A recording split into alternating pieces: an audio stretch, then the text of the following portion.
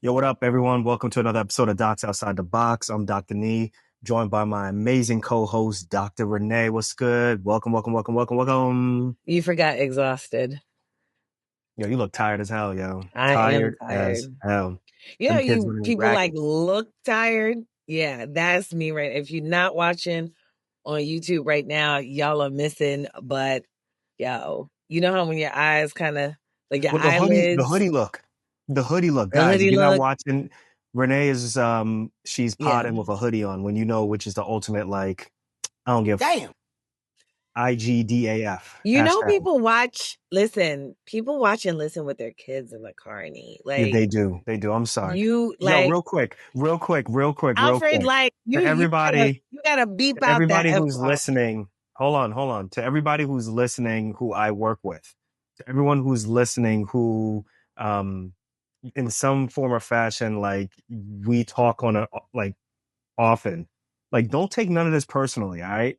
Like, people be listening, they be coming up to me, seriously, at work. People come up to me like, oh, why are you talking about it? Ain't nobody talking about you guys. Stop taking things so personal and mind your business and give me a thumbs up as well as subscribe on YouTube. How can they mind their business and give you a thumbs up and subscribe on YouTube and give you a 5-star review and all those things while they're minding their business? That would mean that they're minding your business, which is this podcast.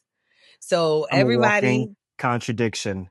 I'm a walking exactly. contradiction, everyone. So And anybody listen, who has walked up to I really you, appreciate I appreciate everybody who understands that, sometimes we all will say one thing, but then we walk in a different way. So hey, that's so just you what a it is. lie. That's it. Yeah, You a and lie. so are you. And so is everybody who I'm not listens a to this lie. show. They a damn lie. You a goddamn lie. Damn, Nee. All right, guys, let's jump into this. But we got some things that we got to cover. But before we get into that, let's we try to stay current, or we need to start staying more current, Renee, on what's going on. So let's go to really serious news really quick. There's a So I'm lot of not sure serious exactly when this news show is coming out, but we're recording this on the 25th. But this of past weekend, February. not too far from me, there was a shooting at UPMC Memorial Hospital. Long Mm. story short, a guy, he lost his wife and was very upset. Came to the hospital the day before, Oh, I heard and about they turned him this. away. They turned him away, and then the day of the event, he actually came to the hospital. He had a semi-automatic in his bag, had zip ties, everything, and he basically held an ICU hostage. A police officer who came to provide help was shot in the torso. Unfortunately, he passed away. So prayers to Oh, his family. Prayers, rest in peace to the officer. But yeah, there were folks in the ICU that were held hostage, and there was a gunfight, and the shooter was, or the person who was accosting people, he was killed. And this is crazy because it's been all over social media. There's the PA who actually gave the bad news to the person who was shooting. He put out a Facebook post saying that, when he gave that information to the person, he just saw, a patient's family member who just was hearing the worst news of their life. And then to mm. see that, and then to see that person in the next, in another light, 24, 48 hours. it's crazy. And, he's saying that the healthcare system is broken. I don't know if that's necessarily the reason why. I'm going to chime in. I don't know if that's necessarily the reason why someone would come up and shoot up or zip tie people. I can't see that as a reason.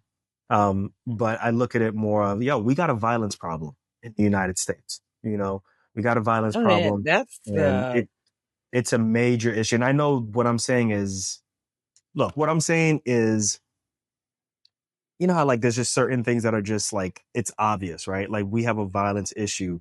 And the reason I'm speaking up about this and saying something about it is I give bad news every day, sometimes 3, 4, 5 times, even more than that a day, right?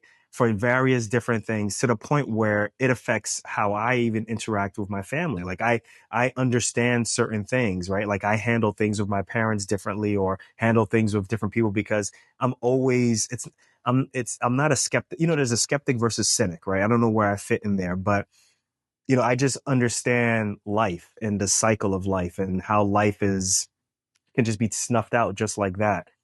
I think the Mm-hmm. rest of the public doesn't understand that, particularly people who don't do exactly what we do. And, I can't, I don't know, to respond in a way where then you go after the people, who are providing news and then just say that the healthcare system is broken. I feel like that's it. I feel like there needs to be more of a investigation. Like there needs to be more of an explanation as to what's going on, right? Because if you're someone who's getting zip tied and, someone is coming in with a semi-automatic, I don't know if you want to hear the answer of like, yo, the healthcare system is broken, right?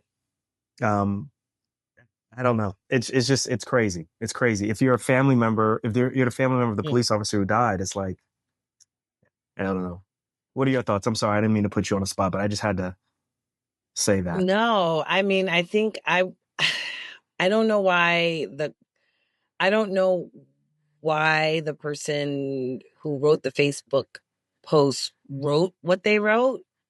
Um, but I'm thinking that maybe there's a little more context that we just don't know, that we just don't understand, as to why he or she would say that the healthcare system is broken. Um, there may be a little more context there, that we're just not privy to. But either way, it does not I think I excuse. think I think it was I think what he was trying to say, it highlights that there's so many issues within our healthcare system, like how we what we do in terms of people dying, the resources that we have to family members, Mhm. how expensive medications are. He listed a whole bunch of different things. But go Right. go That's into what why I you're saying. said that's why I said, like, I don't know if there's more context there, right? Like, was this a preventable death? And when I say preventable, I don't mean preventable in the moment, right? Because we see preventable deaths occur. At the moment that the death is happening, it's not preventable. But the question is, well, what? Let's right rewind back 2 years, 4 years before, 6 months before, and what is that context? That's kind of the question that I'm asking. Um, I would just need more context as to why the person would pin this on the healthcare system. And that's not to say that the healthcare system is not broken, because we know that it is. And as physicians, there's just so much that we can do. We don't run the healthcare system. Literally nobody in the hospital who is seeing patients runs the healthcare system. We are part of the healthcare system, but we don't make the larger decisions as to, how the actual system is going to work. We Yeah, have influence. we're the forward Yeah, facing view right, of what's going on behind the scenes, right. We and have influence in the it's like system. people cursing out the people at the kiosks at the airlines, Right, thing right. is like like they can't do nothing. They're Right. not making the rules. The You're policy is the good. policy. Right. Yeah. But I will say this, right? Even in the context of, the airlines and stuff like that, we do influence, right? We do influence the execution of the healthcare system, right? So basically what I mean is this. The policy is the policy, yeah.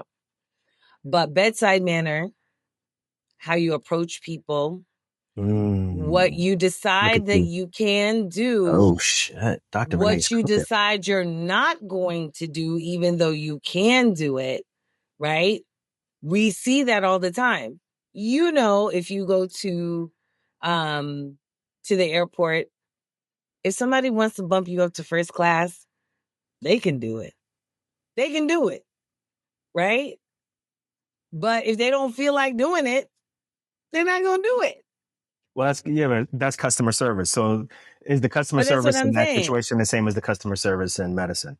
Right. Yes, because when you think about Press Ganey scores, what is that about? Press Ganey scores is just a customer service score, Yeah. right? It's Well, a customer service score. here's something I want to press out. Um, I was thinking about. Oh, I lost track. Sorry. Go. Keep going. I'm gonna cut you back off in Cut me minutes. Keep when you're going. ready. No, but Yeah. I was gonna say also, Made me it lose my does train of not thought.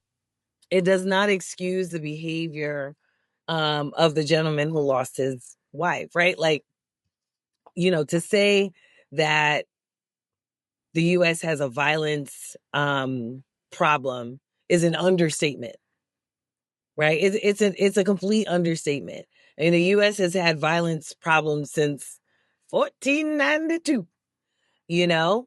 And it has continued on like that has become the culture, of this country, that essentially there's not a period in time where there has not been violence as the soup of the day.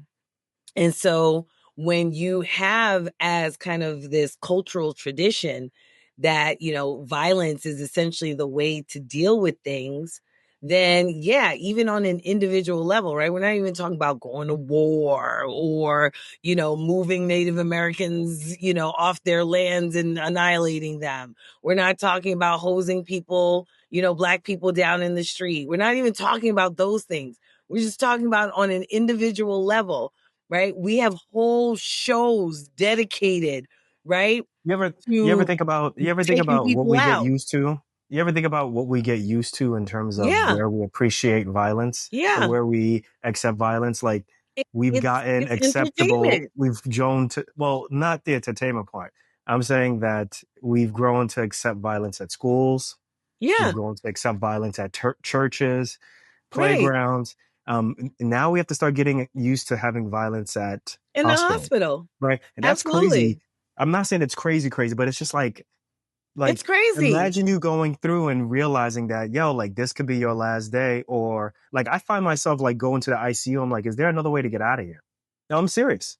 Is there another way to get out of this ICU? Is there another way to get out of this thing? Because like I said, I give bad news all the time, and it's the worst with me because I'm the type of person who will tell you, it's not me specifically, but with what I do, it's like this person did not wake up thinking that their life was going to change When to dramatically ends, on this yeah, day. Whereas with most right. place things in medicine, like if someone is going to pass away, it's kind of like it's a long It's drawn a out spiral. process. There's a spiral, right? Like and if you're a hospitalist, more than likely outside of a heart attack, you know, there's this like spiral of things that someone is going to pass with. But in trauma, it's like you wake up, that's it. You don't, it's Yeah. crazy Yeah, I consistently. think So that's it's for like, both man, of us. people come in like, yo, I am not like, what are you talking about? Like you just told me to come to the hospital. Now you're telling me that my loved one is gone. That is nuts. And someone can flip out. Like I remember when I was in Chicago and I was at Cook County, like there was a couple of times where I was like, yo, like giving bad news to people. It's like, yo, let me get out of this room because these people going crazy. Gang A couple of members. times in Atlanta, it's happened. It's happened even here in Pennsylvania, in rural Pennsylvania. It's like, wait, what? I'm gonna step out, and then at the same time now, like you become the focus of their anger. That is tough. That's a tough place to be. Tough place to be. Yeah, I think for you and I both, right? And let's For and let's what wrap we this up do. real quick. Let's wrap it up. Go Yeah, ahead with what you're I saying. think for you and I both, right, for what we do, you as a trauma surgeon, me as an OBGYN, for you it's, sudden death, right? Like just walking to church and all of a sudden, something happened and the family member's like, "Wait, what?" And for me, it's potentially, knock on wood, all kinds of wood, that you have what should be a very glorious event turn into tragedy, you know? And it's just, I just think that the hospitals now have to kind of think about what they can do in order to mitigate these circumstances before they turn into these ultimate tragedies, because you put a Yeah, it's lot of crazy. people at risk. You put a Yeah. lot of people, not just the healthcare workers, you have other patients there, you have other patients' families there. Like, I can't even imagine if someone came onto our floor and did that. You understand what I'm saying? I'm like, you come to the labor and delivery floor and do something like that. That is, I can't even imagine what the headlines would be. But again, if it's acceptable at schools, taking out kindergartners, then why wouldn't it be acceptable at a labor and delivery floor? Which is extremely sad.